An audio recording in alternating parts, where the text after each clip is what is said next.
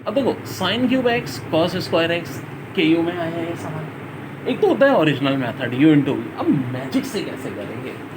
तो भाई साइन की पावर को मान लो m, कॉस की पावर को मान लो n। क्या करो, साइन की पावर को m मान लो, कॉस की पावर को n मान लो। अब फाइनली आंसर जो हमारा आएगा, साइन की पावर m-1 जब होगी तो कॉस की पावर n+1 हो जाएगी। और एक दफ़ा क्या होगा भाई, कॉस की पावर जब n-1 होगी तो साइन की पावर m+1 हो जाएगी। और एक और बड़ी दिलचस्प बात, जब साइन की पावर कम हो रही है, कॉस की पावर बढ़ रही है, यहाँ m आएगा पहले। और जब कॉस की पावर कम हो रही है, साइन की पावर बढ़ रही है, तो यहाँ पहले माइनस लगा के n आ जाएगा। अब m कितना है भाई हमारा 3 है, n कितना है 2 है। तो भाई सीधी सादी बात है, यहाँ 3 आना चाहिए था, फिर साइन स्क्वायर एक्स होना चाहिए था, बिल्कुल है जी। n हमारा 2 है तो 2+1 कॉस क्यूब एक्स, बिल्कुल है जी। फिर माइनस आना चाहिए, है भाई। n कितना है 2 है, क्या आ रहा है, बिल्कुल आ रहा है जी।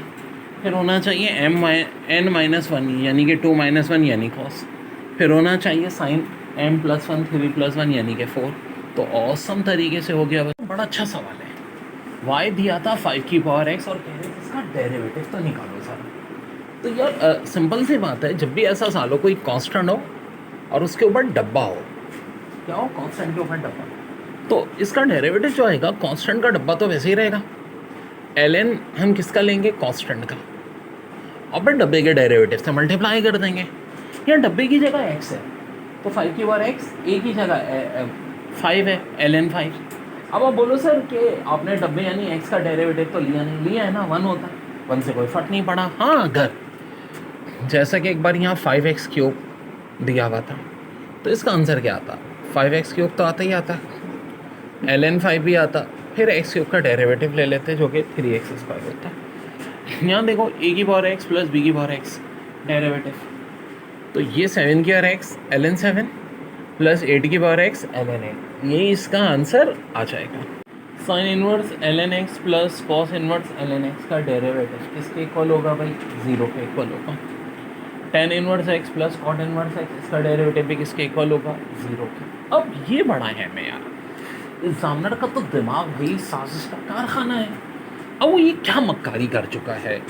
कराची यूनिवर्सिटी में तो होते हैं सीधा साधा सवाल दिया था, ऊपर वाला आया था दाऊद के टेस्ट में और नीचे वाला आया था नस के टेस्ट में। क्या कर दिया था, x की जगह 2x² plus 3x plus 5 upon में 5x माइनस 9।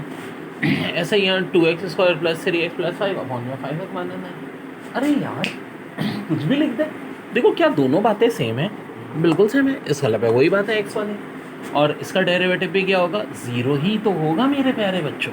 ठीक है, वाह है √10x, फिर अंडर रूट, फिर अंडर रूट, फिर अंडर रूट, वाह कितने सारे अंडर रूट हैं, till till till till infinity.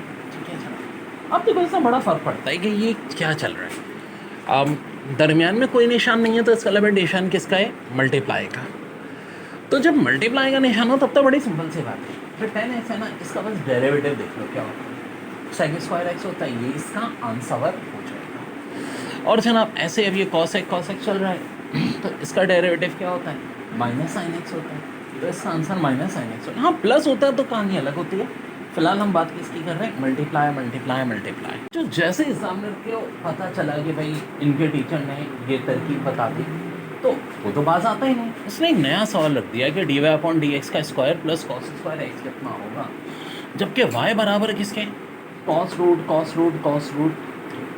तो अभी तो बता चुका हूँ, जब ऐसा पैटर्न चल रहा हो तो cos का सिंपल डेरिवेटिव देखो क्या होता है, -sin x होता है।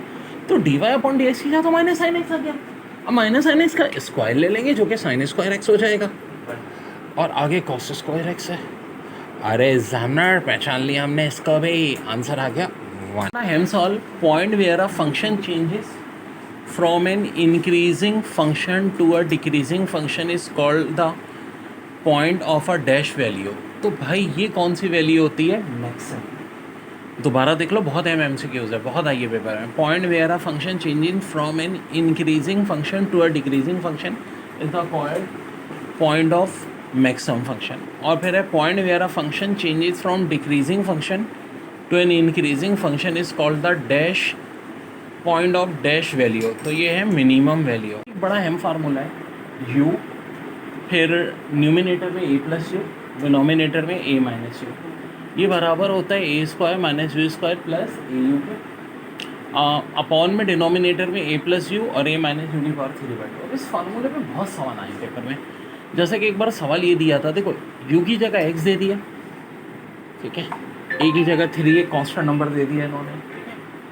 अब कैसे होगा सवाल, आंसर में पुट करेंगे, a की जगह 3 है, a का स्क्वायर 3 का स्क्वायर 9, यू स्क्वायर की जगह एक्स स्क्वायर ए यू यानी 3x, फिर नीचे क्या था भाई a प्लस यू यानी 3 प्लस एक्स, फिर a माइनस यू की पावर 3/2 यानी 3 माइनस एक्स की पावर 3/2। वेरी वेरी इंपॉर्टेंट, बहुत बार ये फार्मूला पेपर में आया है।